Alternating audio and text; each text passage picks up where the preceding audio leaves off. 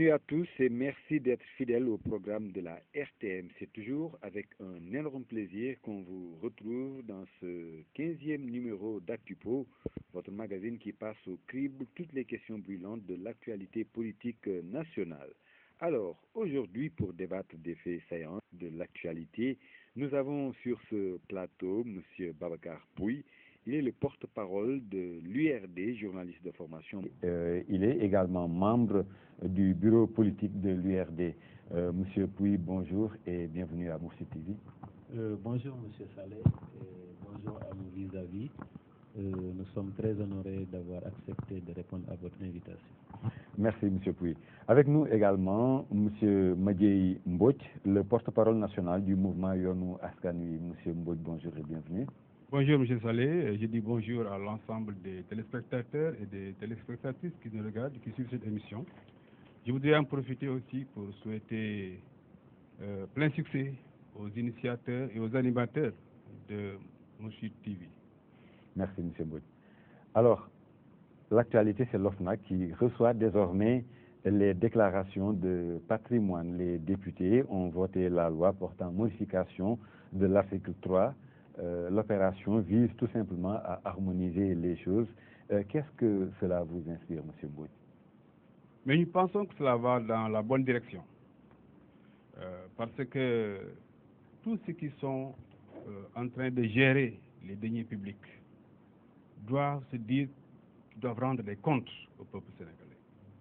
Et la déclaration de patrimoine, ça fait partie justement des mesures qui permettent à ces gestionnaires de deniers publics de se dire attention, je dois faire en sorte que ce qui m'a été confié, qui ne m'appartient pas, je puisse le gérer au mieux des intérêts du peuple sénégalais.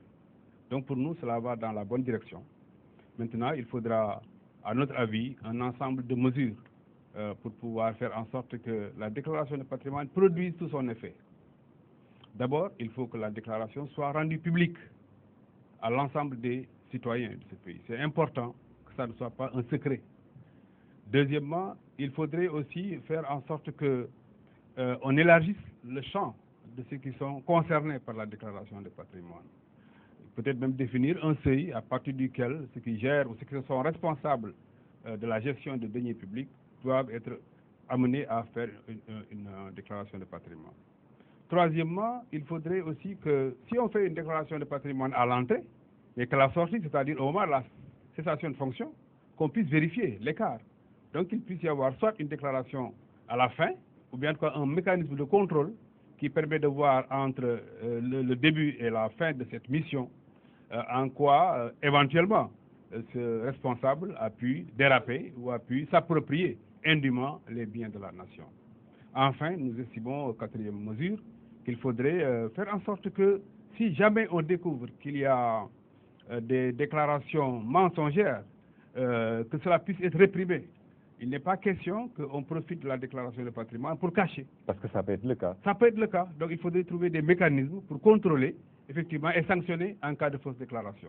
Nous pensons donc que si ces 4 mesures d'accompagnement sont prises, en tout cas, la déclaration peut aider à une gestion transparente et rigoureuse des deniers publics, parce que la nation en a besoin pour régler les problèmes des citoyens et des citoyennes des villes et des campagnes. Mais enfin, je pense qu'il y a peut-être un problème qui a été soulevé par les juristes, parce qu'on a adopté une loi modifiant ou en tout cas complétant l'organisation de la loi sur l'OFNAC, en faisant référence à l'article 2 ou 3, je crois, de la loi. Il s'agit de l'article 3. De l'article 3, la loi relative à la déclaration de patrimoine. Or, cette loi n'existe pas encore. C'est un problème. Donc, il faudra certainement attendre que cette loi soit déposée sur la table de l'Assemblée nationale, soit votée et promulguée, pour que cette loi qui vient d'être modifiée concernant l'OFNAC puisse être effective, et ça veut dire que l'OFNAC puisse recevoir les déclarations de patrimoine des personnes concernées. La loi de déclaration n'existe pas encore. Monsieur Pouy, qu'est-ce que cela vous inspire, le fait que désormais c'est l'OFNAC qui reçoit donc les déclarations de patrimoine? Merci M. Saleh. D'ailleurs, avant de parler de l'OFNAC, je voudrais un peu revenir sur la déclaration de patrimoine. Quand vous suivez tous les journaux communiqués, tous les jeudis, Concernant la déclaration de patrimoine, notre parti a été très clair. Nous sommes tout à fait pour la reddition des comptes. Quand quelqu'un gère des deniers publics, c'est normal que ce gars-là ou cette femme-là rende compte à la fin de sa gestion. Donc le parti, l'URD, est en phase avec le président de la République, avec les Sénégalais, concernant cette déclaration de patrimoine. Mieux, nous avons demandé que cette déclaration de patrimoine soit même élargie aux partis politiques, c'est-à-dire ça posera la question lancinante du financement des partis politiques. Donc il faudra que cela soit un moyen pour le renforcement de la démocratie. Bien sûr, nous saluons le multipartisme qui est instauré au Sénégal, mais ce qui est regrettable, c'est qu'on voit plus de 240 partis politiques au Sénégal. Maintenant, quand on définit des critères pour financer les partis politiques, ça va aider à rationaliser les partis politiques et les dépenses qui sont faites. Donc, quand je dis que nous sommes d'accord pour la déclaration de patrimoine, c'est évident qu'elle doit être élargie même aux gouverneurs, aux préfets et aux sous-préfets. Maintenant, à cela s'ajoutent les administrateurs de crédit qui sont dans les ministères et dans les directions.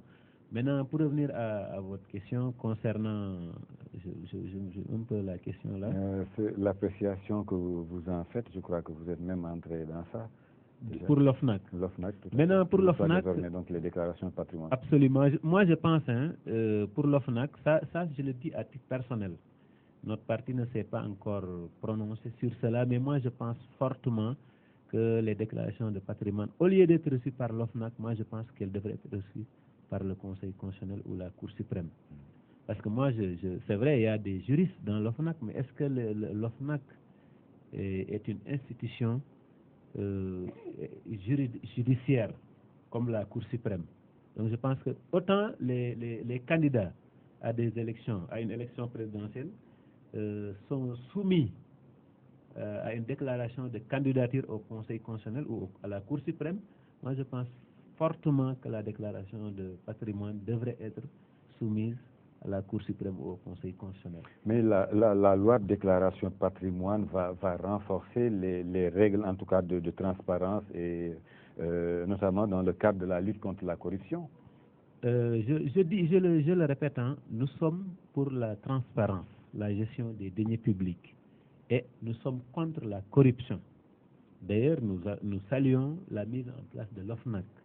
Maintenant, je me souviens, un jour, le président de la République a dit, la créer, c'est pour ceux qui étaient là. Et l'OFNAC, c'est pour nous. Quand Macky dit ça, pour nous, c'est-à-dire ceux qui gèrent actuellement, il dit, l'OFNAC, c'est pour nous. Donc, ça vraiment, c'est pour montrer que le président de la République a pris l'initiative de rendre saine la gestion des finances publiques. Que les gens qui gèrent les deniers publics rendent compte. La reddition des comptes est un principe sacro-saint pour un pays démocratique, un pays qui n'a pas de ressources. Vous savez, le Sénégal fait partie des pays pauvres, très endettés. On ne peut pas se permettre de voir quelqu'un prendre des milliards et vraiment laisser le peuple en rade. C'est inadmissible. Merci, M. Pouy. M. Mbouch, désormais, les autorités étatiques ont l'obligation de déposer l'état de leur patrimoine auprès de l'OFNAC. Oui, moi je pense que c'est une bonne chose, parce qu'il s'agit effectivement de renforcer les prérogatives de l'OFNAC, parce que l'OFNAC est une institution qui lutte contre la corruption. Et je crois que la déclaration de patrimoine vise aussi à lutter contre la corruption. Il n'est pas question qu'on se serve des responsabilités qui vous sont confiées au nom du peuple pour s'enrichir ou enrichir ses amis, qu'ils soient des amis politiques ou des amis ou des parents ou autres. Ce n'est pas acceptable. Donc le fait de permettre à l'OFNAC de recevoir ces déclarations de patrimoine, pour nous, cela va dans le sens de renforcer la lutte contre la corruption. Et d'autant que l'OFNAC a un pouvoir d'autosaisine. L'OFNAC peut saisir toute juridiction pour justement disons, poursuivre quelqu'un qui serait coupable ou présumé coupable de détournement de biens publics ou bien de corruption. Cela veut dire que simplement, même si l'OFNAC n'est pas une institution judiciaire, il a la possibilité de saisir toutes les institutions judiciaires pour justement faire la guerre aux détourneurs et aux pires de la République. cela, je crois, c'est une bonne disposition et nous estimons simplement qu'il faut maintenant faire en sorte que cette disposition qui vient d'être prise soit effective. Cela veut dire quoi? Premièrement, il faudrait que la loi relative à la déclaration de patrimoine soit déposée sur la table de l'Assemblée nationale, qu'elle soit votée par l'Assemblée nationale, qu'elle soit promulguée, pour que l'OFNAC aussi puisse faire son travail en recueillant les déclarations de patrimoine et éventuellement en faisant le travail d'enquête, de suivi, pour que, comme on l'a dit, en tout cas, les personnes concernées puissent se dire à tout moment, il y a un œil de Caïn sur nous, c'est l'argent du contribuable, nous devons le gérer rigoureusement au bénéfice de la nation sénégalaise. Justement, M. Mbouch, lors des débats à l'hémicycle, certains représentants du peuple ont même émis des réserves, notamment sur l'opportunité de voter une telle loi, en tout cas pour autant connaître les autorités qui sont assujetties à la déclaration de patrimoine.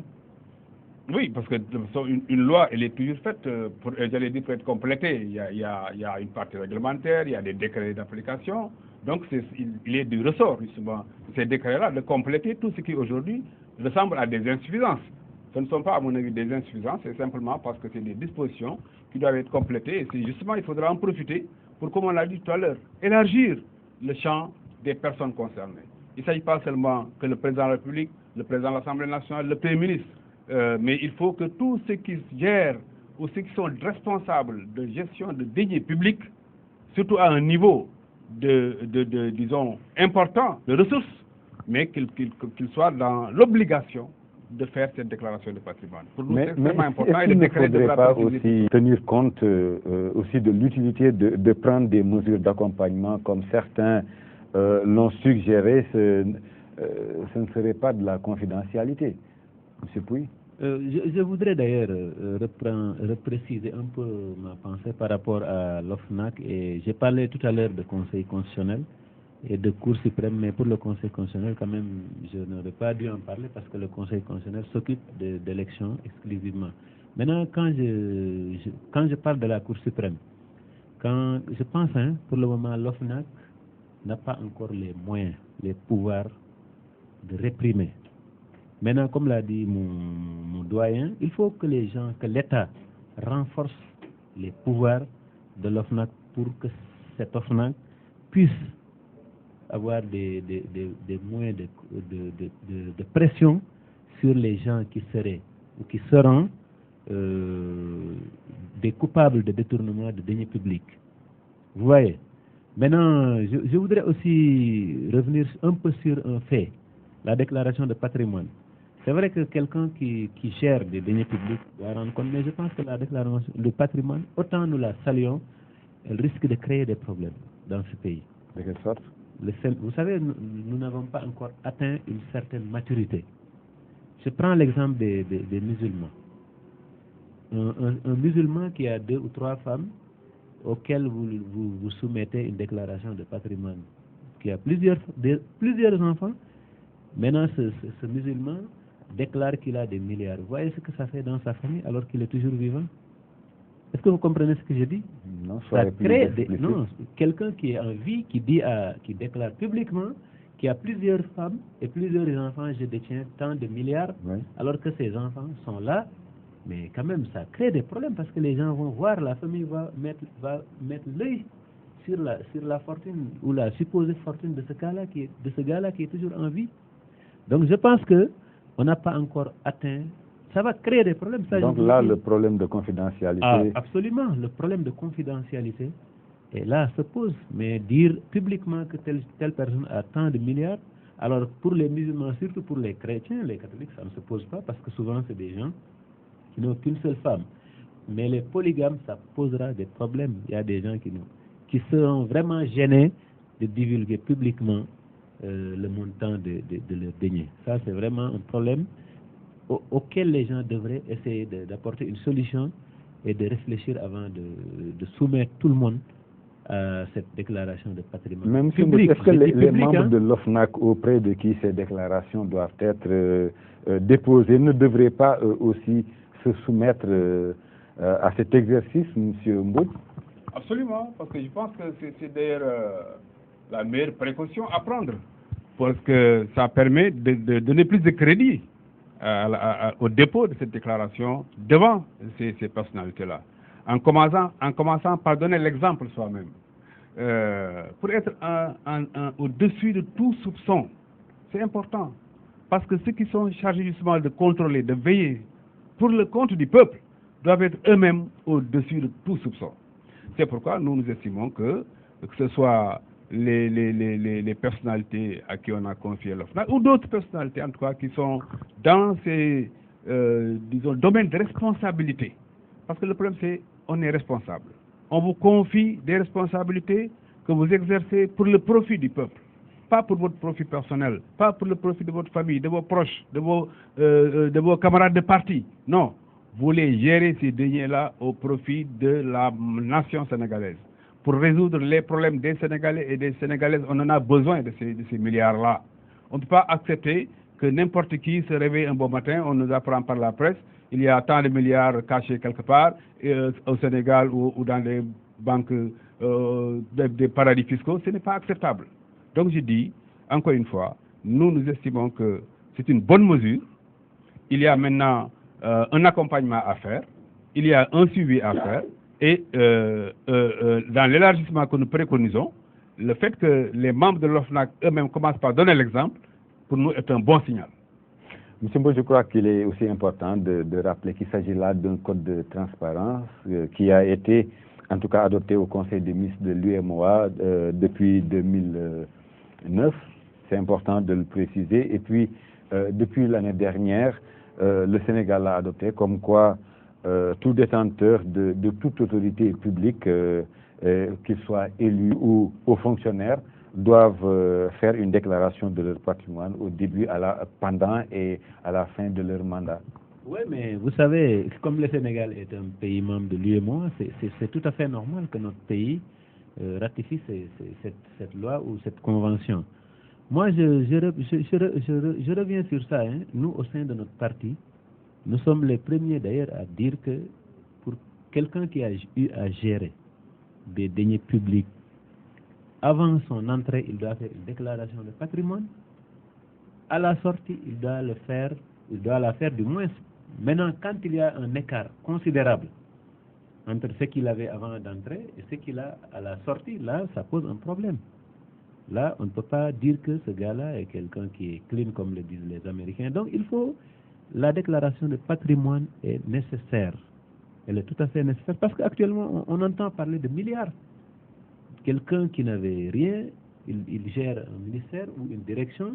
Au bout de 2 ans, il se trouve avec des milliards. Ça quand même. Au moment où les Sénégalais, la majeure partie des Sénégalais, les paysans, hein, les gens qui sont là, qui sont dans la banlieue, sont en train de souffrir. Ça, c'est inadmissible. On ne peut pas se permettre certaines libertés avec les deniers publics. L'argent du Sénégal, les Sénégalais travaillent durement pour gagner leur vie. Le Sénégal n'est pas un pays producteur de pétrole. Nous ne sommes pas des pétrodollars. Tout ce que nous avons, c'est les contribuables. C'est l'argent du contribuable. Toute personne, que ce soit le président de la République, le président de l'Assemblée nationale, le président du Sénat, qui n'est pas encore, dont le Sénat n'existe pas encore, mais je pense qu'il sera ressuscité, que ce soit le président du Conseil économique et social, ou les membres du gouvernement, j'ai même dit, les préfets, les sous-préfets, les gouverneurs, cela doit même être élargi au président du Conseil rural parce que c'est des administrateurs de crédit. La reddition des comptes, les gens doivent être soumis systématiquement à cela. Parlant de reddition des comptes, l'affaire Aïda Ndiongue est revenue plusieurs fois lors des débats. Le garde des Sceaux a été même interpellé sur la sortie du procureur de la République dans l'affaire de l'ex-sénatrice libérale. Vous savez, hein, cette histoire de traque des biens mal acquis, je réitère la position de notre parti. Nous sommes contre les pilleurs de biens publics. Ça, c'est inadmissible. Je précise d'ailleurs que vous savez, le secrétaire général de l'URD est dans un gouvernement depuis presque 40 ans. Est-ce que vous avez une fois entendu quelqu'un dire que Djiboka a détourné de l'argent?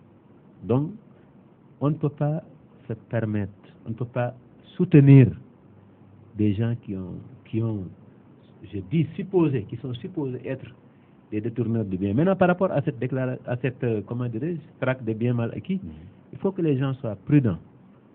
Tous les gens qui ont été cités ont été des supposés. C'est vrai, le procureur a fait une déclaration, le procureur Bassir Gaye, pour dire que voilà, ils ont retrouvé plus de 47 milliards dans les comptes, que ce soit en argent liquide, que ce soit en objet de valeur, que ce soit les bijoux. Mais ça, vraiment, si c'est vrai, ah non, ça, cette dame-là, elle ne doit pas échapper. Si c'est vrai, je dis, hein.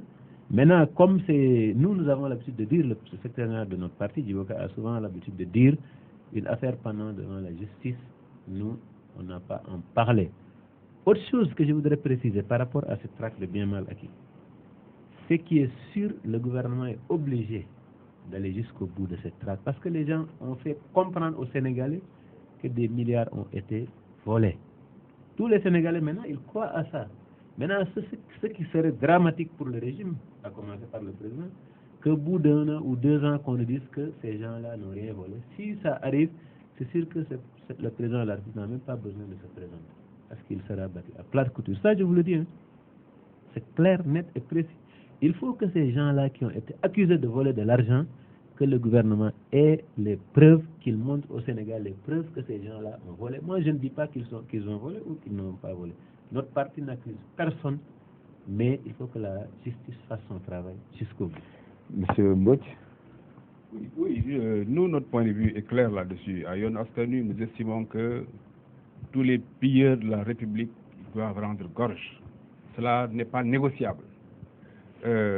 À commencer par le président Abdoulaye Wade lui-même. Parce que nous ne comprenons pas d'ailleurs toute la mansuétude qui a été développée jusqu'à maintenant par rapport au président Abdoulaye Wade. Parce que vous voyez, même tous ceux qui sont présumés coupables, quand on les arrête, quand on les accuse, qu'est-ce qu'ils disent? Non, c'est le président qui m'a donné. C'est une excuse cela? Non.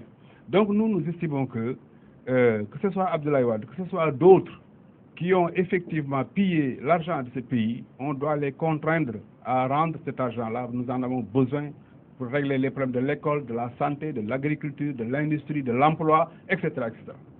Donc, sous ce rapport, il n'est pas, à mon avis d'ailleurs, quand on parle de secret de l'instruction, hein, il y a un devoir, il y a aussi un droit constitutionnel de l'information des citoyens.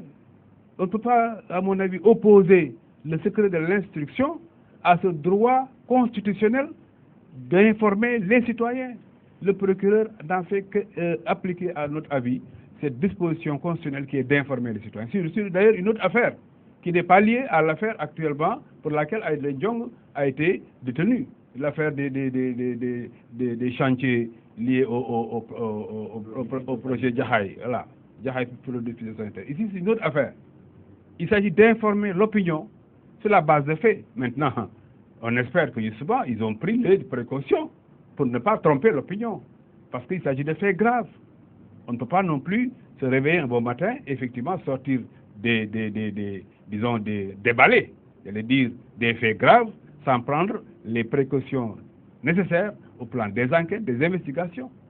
Il y va de la crédibilité des institutions de ce pays.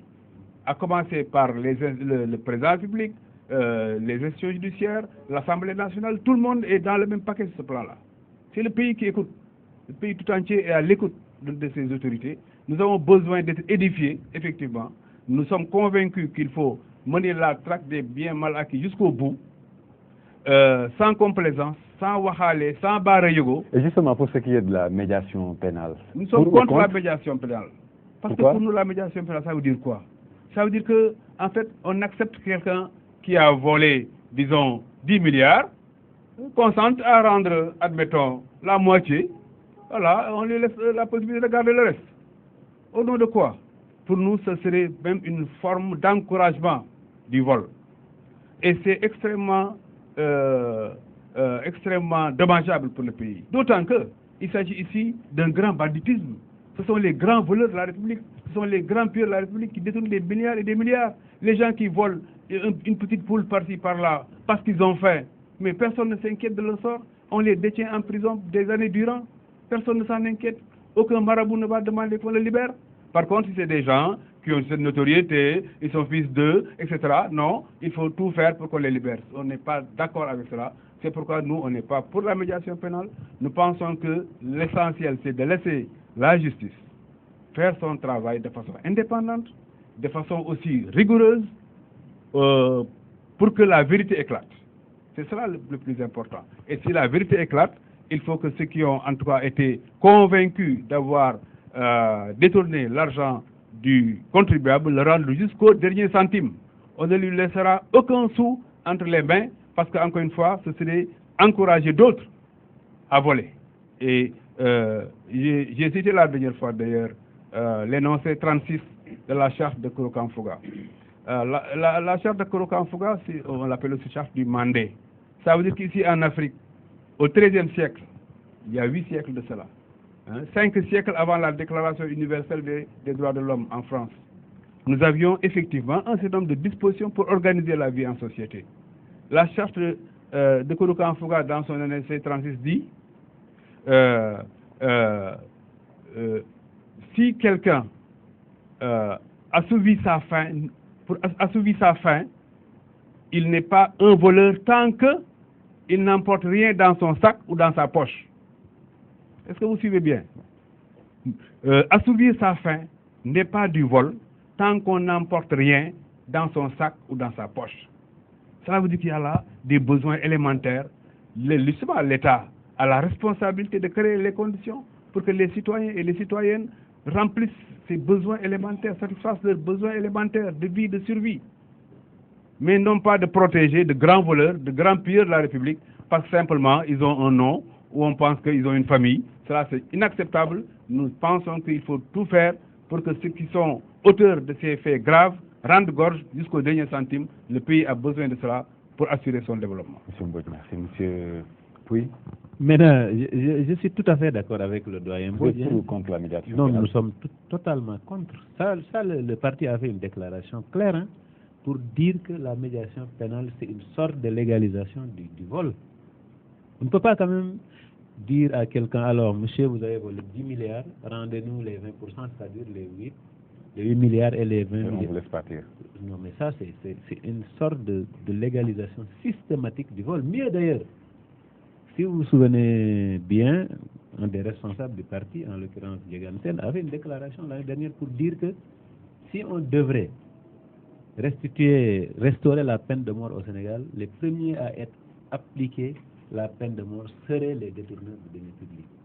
Quand on revient sur l'affaire Aïda Ndiong, les 47 milliards dont on dit qu'elle a détourné, qu'elle aurait détourné, plus maintenant les 77 milliards des produits phytosanitaires, moi j'utilise toujours le conditionnel parce que les gens n'ont pas encore la preuve que ces gens-là ont volé. Jusqu'à présent, c'est des supposés voleurs. Avec 47 milliards, est-ce que vous savez qu'on peut créer une université comme l'université Anta Diop de Dakar? Donc vous voyez, au moment où les étudiants sont en train de crever, au moment où les conditions d'études sont exécrables à l'université de Dakar, au moment où dans les villages, les gens sont en train de mourir de faim, on se permet, une seule personne, quand même de détourner plus de 100 milliards, si c'est vrai, ça, vraiment, la médiation pénale, c'est une sorte, je dirais même c'est un deal. Et un deal, on doit pas quand même accepter certains deals dans ce pays. C'est pas possible. Ça, c'est une chose que l'URD dénonce avec la plus grande énergie. Ça, je le dis ici. C'est la position du parti. Nous sommes contre la médiation pénale dans toutes ses formes. Merci beaucoup, M. Pouy. Alors, parlons à présent de la réforme des institutions tant prônée par le président Macky Sall. La Commission nationale en charge de la question tarde à déposer les résultats de ces travaux. Vous en dites quoi? Bien, là, il faudrait peut-être savoir où se trouve l'origine du retard. Est-ce que c'est imputable à la Commission ou pas? Parce que la dernière fois, il m'a semblé que la Commission disait qu'à son niveau, elle était en train de finaliser. Donc, elle n'a pas terminé son travail. Au départ, je crois que ça remonte au mois de juillet environ 2013. Elle avait 6 mois à peu près pour faire son travail et déposer. Donc, normalement, en décembre, elle aurait dû déposer le résultat de son travail. D'abord au mois de novembre et puis en décembre.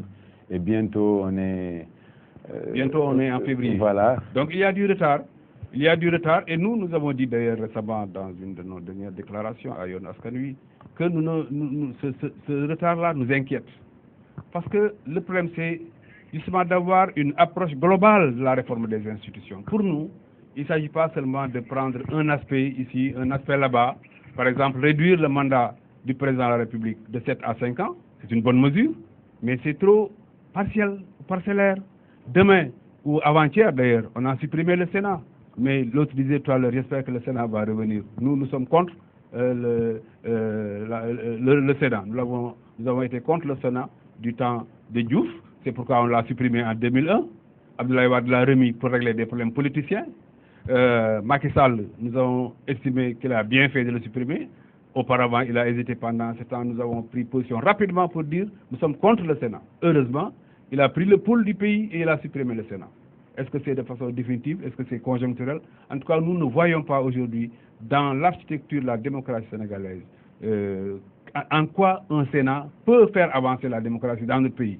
Je ne dis pas de façon maintenant abstraite, principielle, qu'il n'y a jamais de Sénat. Non, il y a des pays qui ont des Sénats et ça marche. Dans notre pays, nous n'avons pas besoin de Sénat. Et il y a une réforme, je crois, qui a été largement et de façon approfondie pensée par les assises nationales. Nous estimons le fait que Amadou Mahtar Mbow ait été désigné président de la Commission nationale de réforme des institutions. Nous avions à l'époque salué la décision en pensant que c'était un signal en direction des assises et de la mise en application des conclusions des assises, comme le président aussi l'avait fait comprendre pendant la campagne électorale de 2012. Alors, la réforme des institutions préconisée par les assises, il y a même un projet de constitution qui a été élaboré par les assises nationales, qui permet de voir justement toutes ces questions-là, mais dans leur globalité. La question du Sénat n'existe pas dans ce projet de constitution, le Sénat. Le mandat du président, c'est clair. Le mandat limité à 2 ans, c'est clair. Même aujourd'hui, la réforme liée à la décentralisation, c'est abordé dans ce projet de constitution, etc. Donc, je veux dire, pour ne pas être long vraiment là-dessus, il faut qu'on ait une approche globale de la réforme des institutions et pas par petits bouts, parce que sinon, on va penser qu'il y a du dilatoire par-ci, par-là, et on n'a pas une cohérence d'ensemble. Sur ces réformes à mettre en œuvre, le président avait pourtant la ferme volonté d'organiser une large concertation nationale. Voilà. Donc je suis tout à fait d'accord avec vous. Vous savez, un pays quand même doit fonctionner avec des institutions crédibles. La réforme des institutions est une chose importante pour un pays aussi démocratique que le Sénégal. Comme maintenant c'est des réformes qui sont en cours dont nous ne disposons pas du contenu, moi je pense que les gens doivent faire très attention et attendre de voir le contenu de ces réformes pour maintenant faire une appréciation globale. Mais moi je fais confiance au président qui est chargé de la Commission nationale de réforme, en l'occurrence le doyen Mahtar Mbow, qui est quand même un des monuments de la vie sénégalaise, que ce soit politique ou sociale. Donc nous sommes pour une réforme approfondie des institutions, à savoir la baisse ou la réduction du mandat du président de la République. D'ailleurs, le président a fermé ce débat en disant que lui, il a été élu pour un mandat de 7 ans, mais il a promis en campagne électorale qu'il a réduit son mandat. Nous croyons qu'il va le faire. Et il est tenu de le faire parce il a déjà fait la déclaration publique, il l'a dit à plusieurs reprises, il ne peut pas reculer. Maintenant, là où ils doivent mettre l'accent sur les réformes institutionnelles, je pense que c'est l'Assemblée nationale, le Sénat et le Conseil économique et social. Je ne vois pas pourquoi avoir un Conseil économique et social, un Sénat et une Assemblée nationale. Soit l'Assemblée nationale, l'Assemblée est inévitable. On ne peut pas ne pas avoir une Assemblée nationale dans un pays démocratique. L'existence de l'Assemblée nationale n'est pas contestable. Les deux institutions maintenant qui peuvent être contestées, c'est le Sénat et le Conseil économique et social. Si le Sénat doit être ressuscité, d'ailleurs, je reprends l'occasion pour préciser à l'endroit de mon doyen que je ne suis pas dans les secrets du président de la République pour dire que le Sénat va être ressuscité, mais selon des informations et selon des supputations, le président serait dans une logique de ressusciter le Sénat pour caser des soutiens politiques et des hommes politiques. Et cela, C'est vraiment une affaire du président de la République et de son parti. Je ne suis pas de son parti, je ne suis pas son défenseur et je ne suis pas de la coalition Benno Bokk Yakaar. Nous, à l'URD, nous sommes dans le camp des non-alignés jusqu'au moment où on vous parle. Comme cette idée-là n'a pas encore été officiellement et publiquement déclarée par le président de la République, nous n'avons pas à nous prononcer là-dessus, mais j'ai fait une analyse personnelle, une analyse critique que si le Sénat est resté, le Conseil économique et social doit disparaître. On ne peut pas avoir les deux institutions ensemble. Monsieur Mbodj, finalement, le respect des délais devient, disons, un casse-tête pour le gouvernement du président Macky Sall. Oui, bon, il est évident que ce ne sont pas des questions faciles, hein, il faut aussi parce qu'il y a l'agence de promotion du tourisme qui a été dissoute dans un souci de rationalisation qui tarde à être ressuscité. Il y a aussi les locales reportées pour des raisons de communalisation. Aujourd'hui, le doute est permis, même qu'à la tenue à date échue des élections locales. Oui, le doute est permis parce que, visiblement, entre autres, la préparation de ces élections-là, effectivement, semble poser problème par rapport justement à des conditions de transparence et de consensus à créer autour de cela. Parce qu'on l'a dit, depuis 1992 quand même, une des chances du Sénégal, c'est d'arriver à gérer les élections sur des bases consensuelles, depuis le code électoral consensuel de 1992. Et si on déroge de cela, en tout cas, ça ouvre la porte à toutes sortes de troubles. Malheureusement, par exemple, ce qu'on appelle l'acte 3 de la décentralisation, on l'a fait passer au forceps à l'Assemblée nationale, alors que le président avait commencé une concertation en invitant l'ensemble des partis, la société civile, des acteurs concernés à un large débat sur l'acte 3 de la décentralisation. Au moment où on pensait que justement cette concertation allait se poursuivre et s'approfondir, paf, on balance sur la table de l'Assemblée, en procédure d'urgence, l'adoption du projet sur l'acte 3 de la décentralisation. Nous pensons que ce n'est pas une bonne chose. Il faut vraiment mûrir ces questions-là très sérieusement. Quitte à ce que les élections soient différées, mais pour de bonnes raisons, qu'on peut expliquer aux citoyens de ce pays, parce que ça crée les conditions d'une stabilité plus grande après. Ça ne sert à rien de se précipiter à la va-vite, faire une réforme qu'on va reprendre au bout d'1 an ou de 2 ans. Ça ne sert à rien. Nous pensons qu'il vaut mieux créer les conditions d'un débat large sur la question de la décentralisation, par exemple. Pourquoi ne pas faire le bilan exhaustif de la décentralisation qui a été mise en place en 1996, la régionalisation, quand on l'a mise en place en 1996. Aujourd'hui, est-ce qu'on a fait le bilan avec les élus locaux? Aujourd'hui, il y a des marches, des menaces de grève de la part non seulement des travailleurs qui sont dans ces institutions, dans ces collectivités régionales, mais aussi les élus locaux sont en train de dire non, nous ne sommes pas d'accord. Cela veut dire quoi? Cela veut dire simplement qu'il n'y a pas eu la concertation en amont qui aurait permis, sur une base de bilan partagé, de se dire voilà la bonne voie si on veut renforcer la décentralisation. Parce que renforcer la décentralisation, c'est renforcer le pouvoir à la base. C'est responsabiliser davantage les citoyens et les citoyennes dans leur localité, sur l'ensemble des questions qui les concernent. C'est transférer les moyens pour qu'ils puissent s'acquitter de ces prérogatives-là. Mais aujourd'hui, on voit toute la difficulté que nous avons. Moi, je suis adjoint au maire à Louga. Je sais les difficultés que nous avons en termes de ressources humaines pour faire fonctionner les collectivités locales, en termes de ressources matérielles et financières.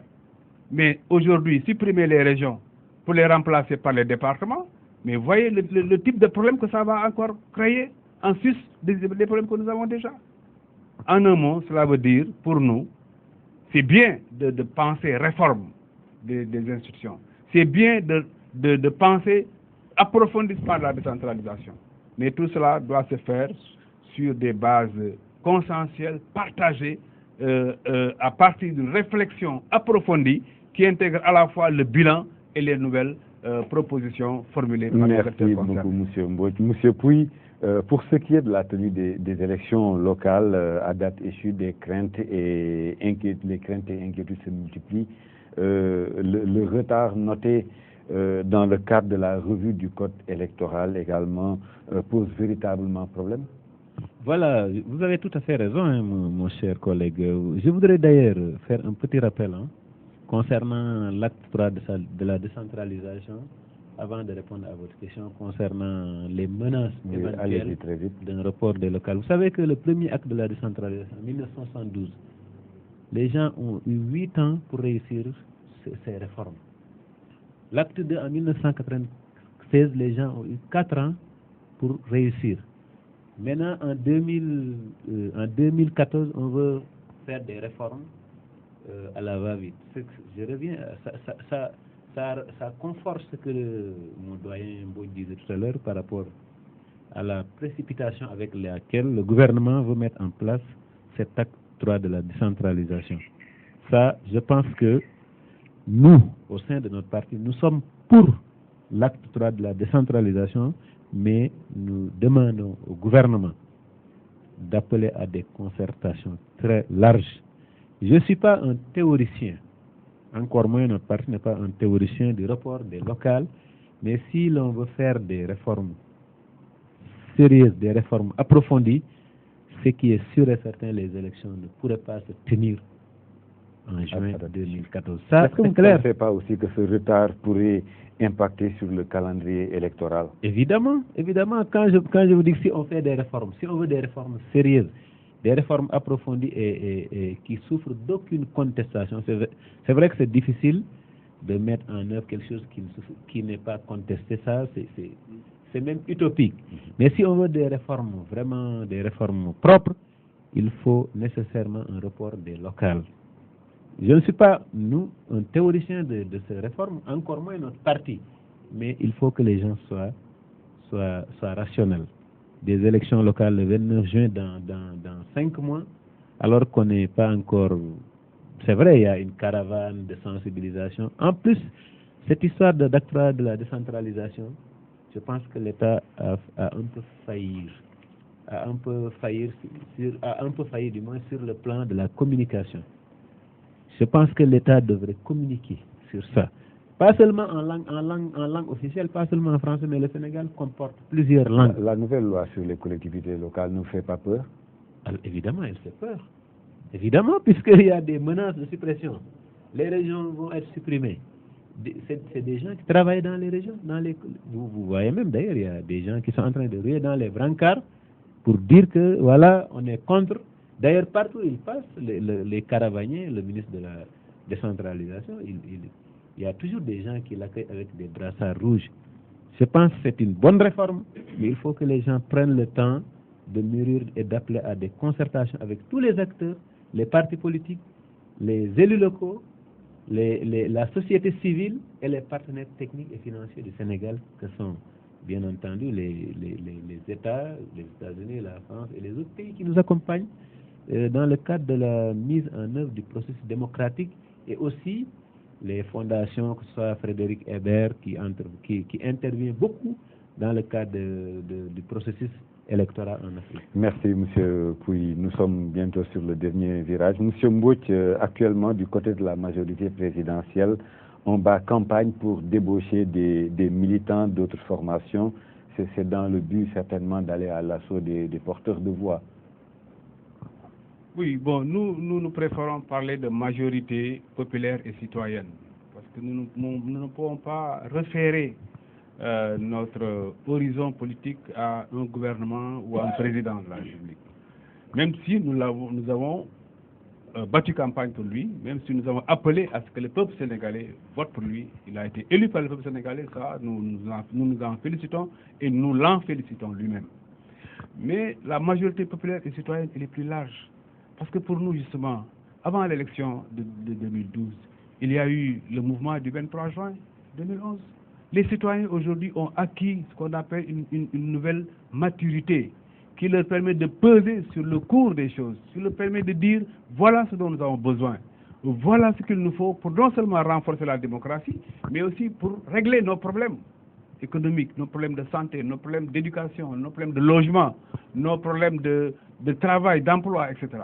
Donc c'est pourquoi nous disons, si nous sommes partie prenante de cette majorité populaire et citoyenne, actrice du 23 juin 2011 et du 25 mars 2012, Cela, évidemment, nous le revendiquons, et c'est pourquoi nous disons, avec tous ceux qui sont partie prenante de cette majorité populaire et citoyenne, nous sommes ensemble, mais nous ne sommes pas les mêmes. Nous revendiquons effectivement notre autonomie à l'intérieur de cette majorité-là. Ce n'est pas pour rien d'ailleurs que notre parti s'appelle Yewwi Askan Wi, Mouvement pour l'autonomie populaire. Nous pensons qu'il est extrêmement important de ne pas être suiviste derrière qui que ce soit, avoir une analyse lucide de la situation du pays, voir ce qui est positif pour l'intérêt du pays, on l'approuve, on l'encourage, on le consolide. Mais tout ce qui est négatif, tout ce qui va dans le sens contraire vraiment aux intérêts du peuple sénégalais, nous avons la responsabilité de mettre le doigt dessus pour éviter que ça soit aujourd'hui vu comme quelque chose de normal, parce que simplement c'est le pouvoir. Non, il faut, parce que si nous sommes mobilisés pour faire partie d'Abdoulaye Wade, j'ai l'habitude de dire que ce n'est pas contre la personne d'Abdoulaye Wade, c'est parce qu'Abdoulaye Wade a géré ce pays de façon scandaleuse, de façon absolument désastreuse concernant notre administration, notre école, etc. Je ne reviens pas sur les détails. Donc nous avons dit qu'il faut en finir avec ce système de gestion du pays. C'est ce que nous attendons du nouveau pouvoir. Et chaque fois qu'il fera un sens dans l'intérêt vraiment, dans la direction indiquée par le 23 juin, nous serons là pour dire oui, c'est bien, il faut consolider, il faut renforcer. Mais s'il y a par contre, en tout cas, des actes qui nous rappellent la gestion d'Abdoulaye Wade et les travers et disons, tous les problèmes que Abdoulaye Wade a avec son système a aggravé dans ce pays-là, nous ne pouvons pas aujourd'hui assister tranquillement à ce que ça se reproduise dans tous les domaines. Donc vraiment, pour nous, il est absolument capital que les Sénégalais se disent, encore une fois, ce pays nous appartient. Et il est de la responsabilité de chacun et de chacune, parti politique ou pas, parce que le parti politique, c'est un choix. Quelqu'un peut être tout à fait actif, tout à fait travailler dans l'intérêt du pays sans être membre d'un parti, sans être membre d'un syndicat. Non, mais on s'organise dans un parti ou dans un syndicat pour être plus fort. Mais on choisit cette forme, comme d'autres ont choisi d'autres formes. Donc l'essentiel, c'est que chacun se dise, en tant que citoyen, je dois apporter ma pierre à l'édification de ce pays. C'est cela qui fera que le Sénégal sera fort. Monsieur Pouy. Vous voulez que je parle de la coalition Oui, un commentaire là-dessus. Ouais, vous savez, nous, je précise d'ailleurs que nous, l'URD, nous sommes ni de la coalition Benno Bokk Yakaar, encore moins de l'opposition dite radicale. Nous faisons partie des non-alignés.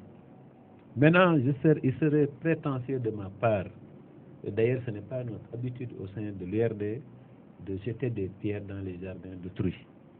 C'est Benno Bokk Yakaar n'a qu'à gérer ses problèmes personnels. Mais moi, le petit commentaire que je fais, c'est que... Sur la campagne de débauchage de militants. Mais vous savez, nous sommes contre la transhumance. À l'URD, la transhumance est un acte immoral, selon nous. On ne peut pas quand même... C'est-à-dire qu'il faut que les gens aient des convictions politiques. Mais pourtant, vous l'avez fait. Non, nous n'avons jamais fait la transhumance. Vous l'avez fait. Non. Vous parlez de notre entrisme dans le gouvernement, de notre entrée dans le gouvernement en 2004. Comment vous l'appelez? Non, mais ça, c'est pas une transhumance. Avant 2003, le président de la République, en l'occurrence Maître Wade, a fait appel à toutes les compétences du pays. Nous, lorsqu'on allait répondre à l'appel du président Abdoulaye Wade, nous sommes partis sur la base d'une alliance stratégique et une alliance basée sur un programme de redressement national. Nous ne sommes pas allés pour des sinécures. Ça, je vous le dis. Nous sommes allés pour redresser le pays avec Wade et nous lui avons proposé un programme, nous lui avons soumis un programme et il a accepté de gouverner avec notre programme. C'est la raison pour laquelle nous sommes entrés dans un gouvernement le 22 avril 2004. Ça, il faut que les gens soient clairs. Il y a une différence entre transhumance et alliance politique. Ce que nous appelons transhumance, c'est que M. Mbodj, qui a créé un parti ou qui a créé un parti avec ses amis, il quitte ce parti pour aller à l'APR. Ça, c'est ça qu'on appelle la transhumance, qui est quitter un parti. Mais je sais que on sait que vous n'êtes pas dans ce cas. Vous avez toujours été quelqu'un qui refuse. Et ça, c'est des choses qu'on apprécie. Il faut que les gens assainissent la vie politique sénégalaise.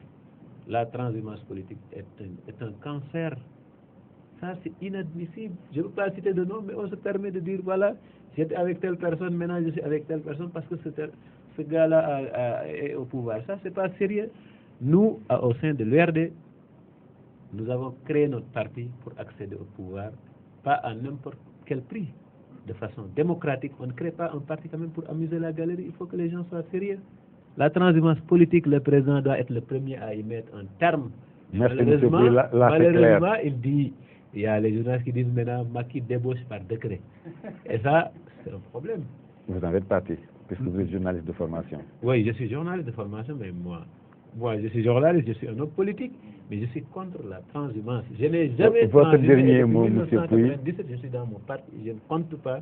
Quel est votre dernier mot? Mon dernier mot, c'est que je félicite Mourchid TV. Je rends hommage à mon doyen qui est à l'âge de mon père. Et j'en appelle à tous les Sénégalais, à l'union des cœurs, pour que le Sénégal aille en avant. Tant que les cœurs ne sont pas unis, nous aurons toujours des problèmes. Et le Sénégal ne le mérite pas. Vraiment, je lance cet appel à tous les hommes politiques. Je n'appelle pas à un gouvernement d'union nationale parce que c'est pas possible, mais que tout le monde se retrouve autour d'une table pour discuter et régler les problèmes des Sénégalais. Ce sera l'objet de notre débat. On vous remercie infiniment. Monsieur Mbodj, votre dernier mot? Mais je vous remercie encore une fois pour cette opportunité qui nous permet de nous adresser aux citoyens et citoyennes de ce pays. Parce que ce pays, encore une fois, je l'ai dit tout à l'heure, il nous appartient à nous tous. Et chacun doit pouvoir se sentir concerné. C'est ça le plus important. Chacun doit se sentir concerné, pas se dire, moi je peux laisser les autres lutter à ma place. Ce n'est pas possible.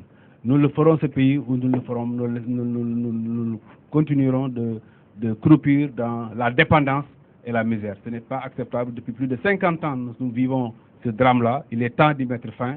Et c'est par les énergies des uns et des autres. Nous avons un parti Yewwi Askan Wi ouvert aux jeunes, aux doyens. Nous avons des doyens, des fondateurs de l'ancien PAI qui nous ont rejoints, d'autres plus jeunes qui sont là, parce que nous pensons que c'est tout cela le Sénégal. Les femmes, les hommes, les doyens, les moins jeunes, les plus jeunes, tout cela, mais avec un engagement sincère et durable au service du peuple. Merci infiniment, M. Mbodj. C'est moi qui vous remercie. Oui.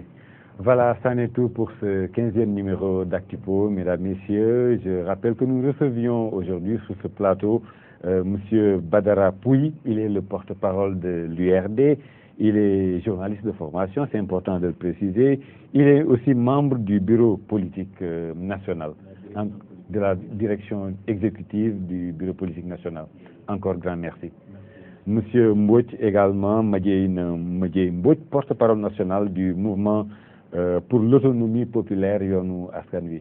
Délégué général adjoint. Délégué général adjoint. Il est aussi adjoint au maire à Louga. Merci encore.